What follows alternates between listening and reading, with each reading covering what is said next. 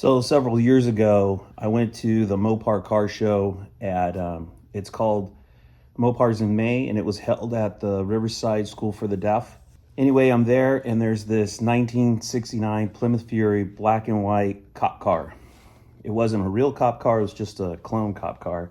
I saw the for sale sign on the car, and it said, for sale. I can't remember the sale price. I want to say it was around $2,800, something like that. And it says it was on a TV show called Full Throttle, which was on the History Channel back in the day.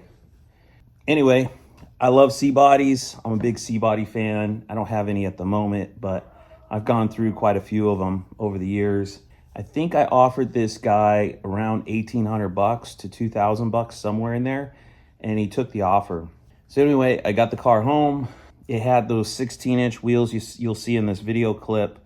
It was actually bad for the car because the car had drum brakes on the front, and they had like the big finned drums on it, the 11-inch.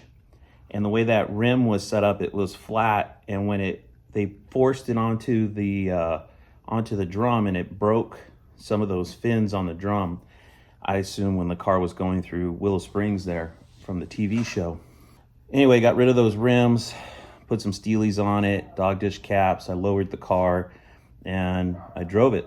So this TV show called Full Throttle, the whole premise of it was it was like these two guys, I think they were called the Turbo Twins, and they were the hosts of the show. And what they'd do is they'd get two pairs of people to compete against another pair of people.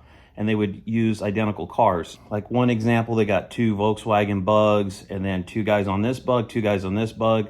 They would make, minor upgrades to the car. Then they would race them or compete with them somehow. And then the winner, it was basically for pinks. So the loser lost the car, and then that car would go to the other team. So those two guys on that team would both get a car each. So in this episode, it was two LAPD cops against two NYPD cops. The NYPD car was, I think it was black and green, and then the LAPD car was this one, which was black and white. Anyway, they go through like little history of the car, and then they have these guys compete. So in the black and white car, the one that I bought, they put an Edelbrock intake on it, Edelbrock carb, and an MSD ignition system. That was about it for the upgrades. And then they competed and they actually won. Yeah, see if we can take it home for LAPD. Next, Tony straps in for the LAPD. Time to beat, 2 minutes, 12 seconds. He's the most experienced driver on the track, except he's a drag racer, not a road racer. But on the first turn, it's clear he's as comfortable on the track as walking the beat. He hits the sweet spot on every turn and comes out of the bowl down the straightaway at 96 miles per hour. Look at that, you hear that thing? It's wailing. He's on it.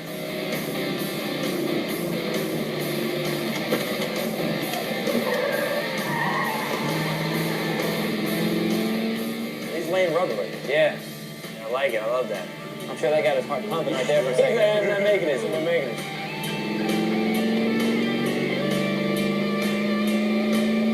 Tony takes the flag and has the fastest elapsed time of the day at 1 minute 57 seconds. He beats Tommy and the NYPD with only one run. The second run is for personal best.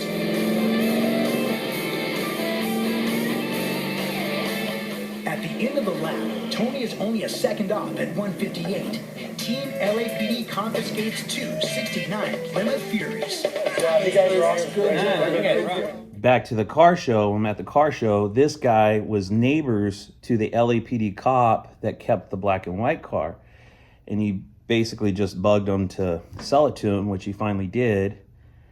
And then this guy had it for however long and decided he didn't want it anymore. And he brought it out to the Mopars in May car show and put it up for sale. And then I bought it. It was a 383 car, 727, 8 3/4, had pretty tall gears in it. Cool cruiser car. Thing would always start up and run. Never had any issues with that car. It was a cool car to cruise in. It wasn't fast, but it was a cool cruiser. So I drove it for a while. I thought about blacking out the doors, leaving the roof white, and then putting black on the doors just because I didn't really want it to be too in-your-face LAPD-ish, you know, or police car-ish. So, but I never did. Long story short, I ended up selling the car. I think I sold it for $2,500, $2,800. I had it for a few years before I let it go. And I sold it to a friend of a friend. And that guy, the friend of the friend, he bought it for like his friend. So basically he handled the purchase of it and getting the car and everything. But his friend was the one that actually bought it. I never met the guy. But this guy basically owned a bunch of old school cars, and he would rent the cars out to the movies. He was basically just bringing the car into his collection to rent it out for, you know, like Universal Studios or whatever TV shows or movies or anything. Unfortunately, I don't know why, but I mean, this car had pretty cool history being on that TV show, but this guy ended up painting the car yellow and making it a taxi car. So I have no idea. I ended up finding the car online. I'm not sure if I can find those pictures. I have them somewhere, but if I could find them, I'll put them in here. But basically, in my opinion, he ruined the car. And I have no idea what movie or TV show or whatever that car as a taxi was used in. But I assume they painted it to be in a movie. So anyway, super cool car. I wish I kept it, but you know how it goes. You can't keep everything. So I miss that car. Wish I had it. And oh well, I think it's sitting in a lot at some guy's place, waiting to go into a movie somewhere.